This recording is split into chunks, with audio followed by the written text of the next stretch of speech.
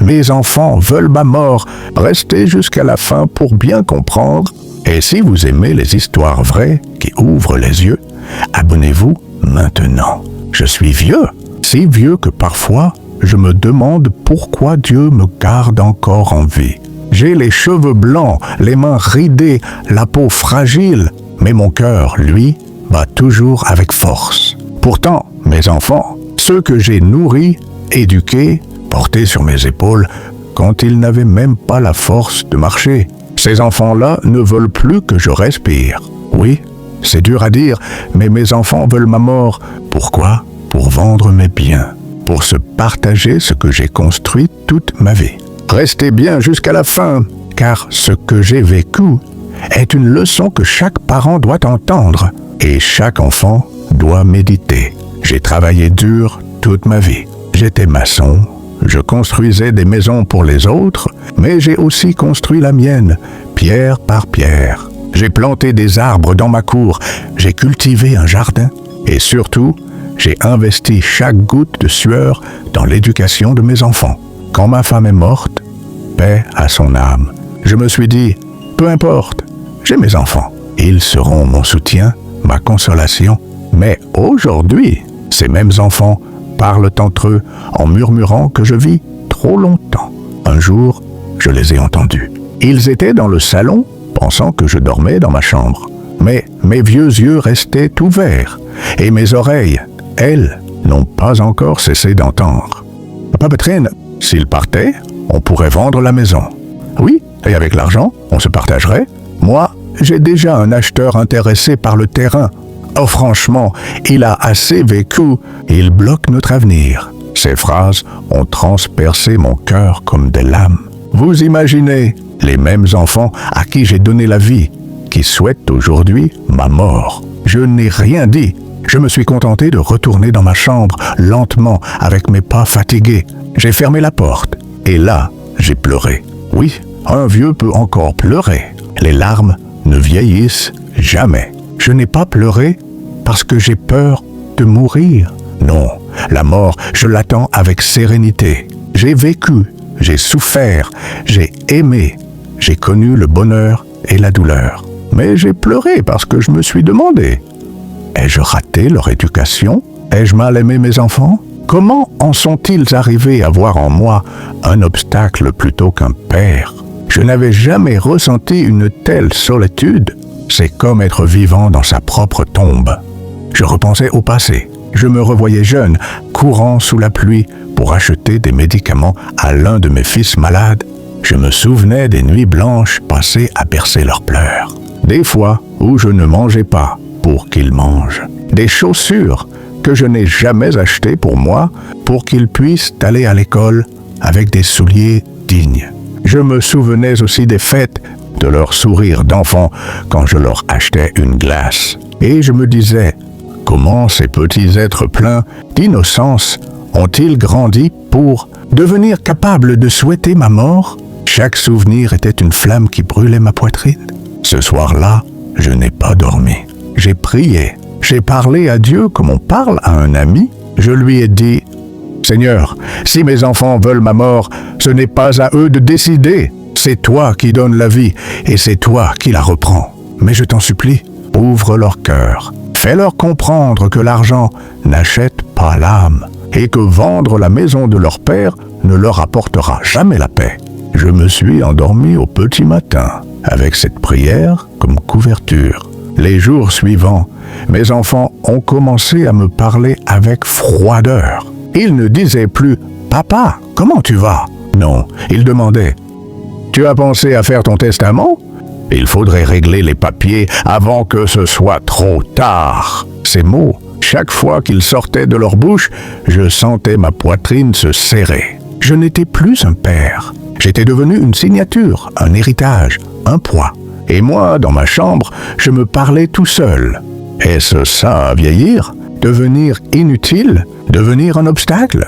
Mais je me suis dit, non, tu ne dois pas céder à la tristesse. Tu dois transformer ta douleur en force. Alors j'ai pris une décision, une grande décision qui allait changer la suite de mon histoire. Après ces nuits sans sommeil, Après ces paroles entendues dans l'ombre, j'ai pris une décision. J'ai compris que rester silencieux, c'était laisser mes enfants détruire leur propre humanité. Alors, j'ai décidé de leur parler.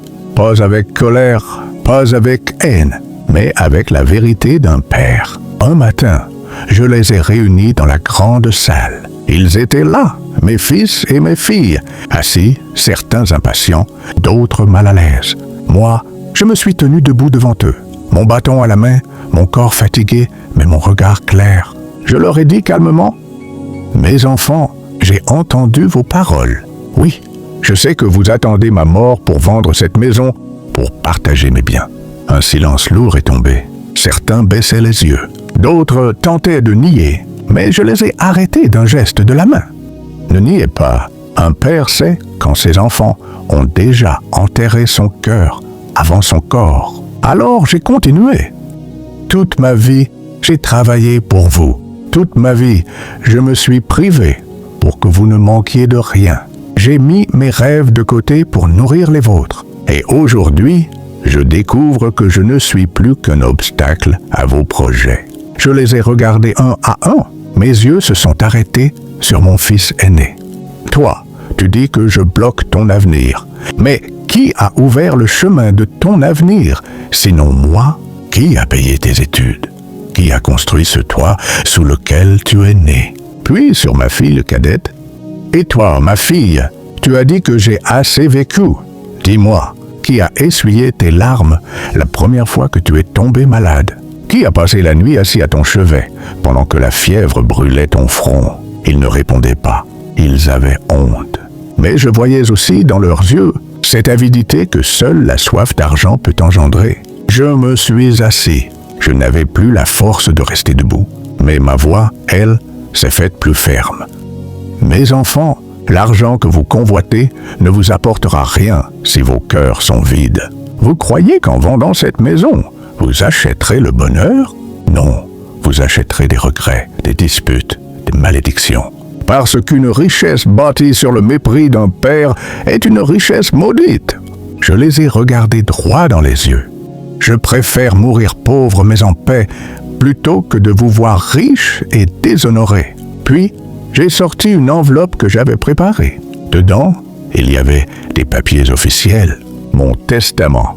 Je leur ai dit, « Voici la vérité. La maison, les terres, tout ce que j'ai, ce n'est pas à vendre. J'ai pris mes dispositions. Ce patrimoine sera donné à ceux qui en auront vraiment besoin, aux orphelins, aux pauvres, à la communauté. » Mes enfants ont sursauté. Certains se sont levés en criant « Oh, papa, tu ne peux pas! Tu nous prives de notre héritage !» Je les ai calmés avec un geste. « Je ne vous prive de rien. Vous vous êtes privé vous-même de mon cœur, de ma bénédiction, en me souhaitant la mort. Je ne voulais pas être cruel. Alors j'ai ajouté, la voix tremblante, « Mais je ne vous chasse pas. Vous resterez toujours mes enfants.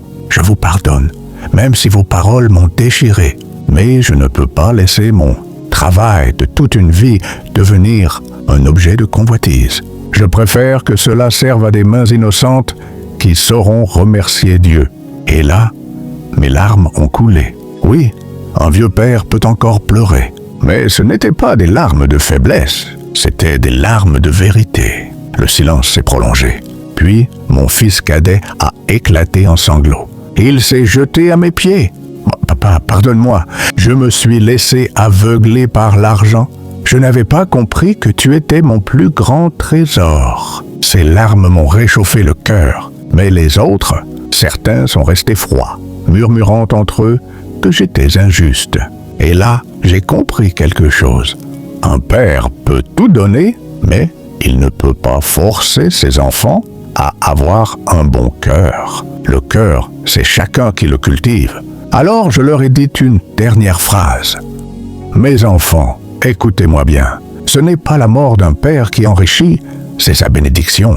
Et vous ne l'aurez jamais, tant que vous croirez que ma vie vaut moins qu'une maison ou un champ. » Je me suis levé, j'ai marché lentement vers ma chambre et je les ai laissés seuls avec leur conscience. Aujourd'hui encore, certains de mes enfants ne me parlent plus, d'autres Au contraire, viennent chaque jour me voir, me demander pardon, m'apporter un peu de nourriture, un peu de chaleur. Je ne sais pas quand viendra ma dernière heure, mais je sais une chose, je partirai en paix, car j'ai dit ma vérité.